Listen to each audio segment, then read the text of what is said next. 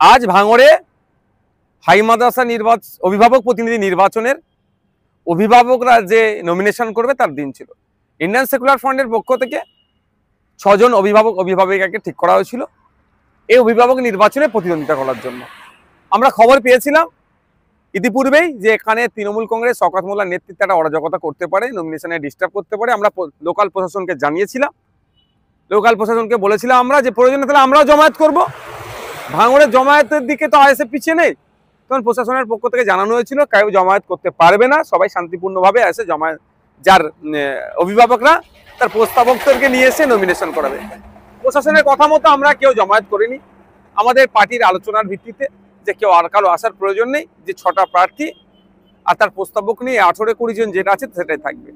আমরা কি দেখলাম, প্রশাসন যে কথা ডিরেক্ট বলেছিলেন আমাদের জন্য, সেটা হয়তো বিরোধীদের জন্য সে কথা তারা রাখতে পারলেন না। তৃণমূল কংগ্রেস বেশ কিছু জায়গায় জমায়েত করেছিল, বাইরে থেকে লোক নিয়ে এসছে, ক্যানিং পূর্ব থেকে জীবনতলা থেকেও লোক নিয়ে এসেছিল, শওকত মোল্লা সাহেব নিয়ে এসে এখানে উত্তপ্ত করার চেষ্টা করছিল সকাল থেকে। আমাদের যখন যারা অভিভাবকরা তাদের আপনার প্রার্থী প্রস্তাবকদেরকে নিয়ে থানার ওখানে পৌঁছায়, একটা পয়েন্ট করা ছিল, ওখান থেকে আমরা একসাথে গিয়ে আমাদের মাদ্রাসায় গিয়ে নমিনেশন দেবে। আমরা ভিডিও দেখতে পেলাম, আমাদের কাছে ফুটেজও আছে। থানার মধ্যে থেকে তৃণমূল কংগ্রেসের আহসান মোল্লার নেতৃত্বে, যে আহসান মোল্লা শওকত মোল্লার ঘনিষ্ঠ, তাদেরকে টেনে বার করে নিয়ে যে মারধর করার পরে প্রশাসন সবাইকে যাদের আক্রান্ত হয়েছে, যারা থানার মধ্যে ছিল, থানার কম্পাউন্ডের মধ্যে ছিল, তাদেরকে বার করে দিল, মারধর করেছে, মহিলারাও বাদ যায়নি। প্রশাসন বললেন যে কাউকে জামায়াত করতে দেব না, নিশ্চিন্তে থাকো। প্রশাসনের কথায় আমরা কোনো জমায়েত করলাম না, উল্টে আমাদের কর্মীরা, আমাদের অভিভাবকরা আক্রান্ত হলো।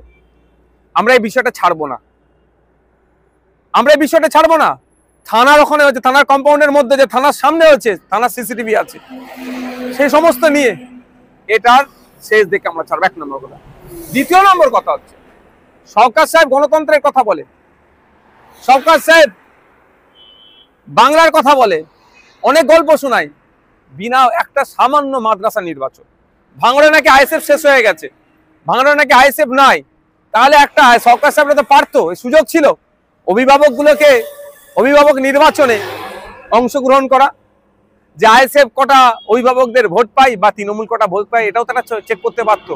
যদি আইএসএফ শেষই হয়ে যেত তাহলে আমাদেরকে ডিস্টার্ব করতো না।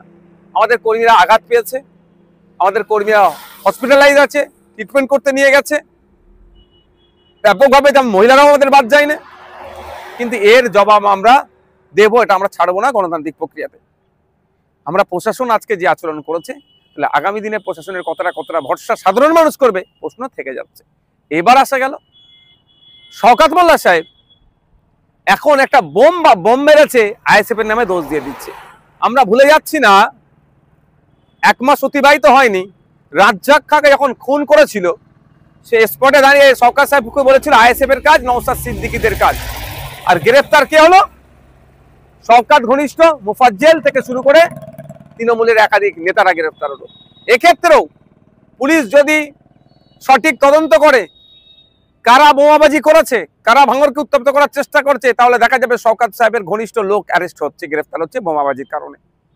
শওকত সাহেব দ্বারা যখন গণতন্ত্র আক্রান্ত বিপন্ন, সেই সময় শওকত সাহেব দেখছেন একটা বোমাবাজি করিয়ে দিয়ে আইএসএফ এর নামে দোষটা চাপিয়ে দেবো। বাংলার মানুষও বুঝতে পারছে, ভাঙড়ের মানুষও বুঝতে পারছে ভাঙড়ে কে অশান্তি করছে এবং নটোরিয়াস ক্রিমিনাল সার্টিফিকেট কার আছে আর কে বোমবাদিস, এই সার্টিফিকেট মমতা ব্যানার্জি দিয়েছে। তবে এই নোংরামি, এই অরাজকতা, এই অগণতান্ত্রিক পরিবেশ বেশি দিন আর নয়। এটা শুধু ভাঙড় থেকে নয়, বাংলা থেকে আমরা নির্মূল করব।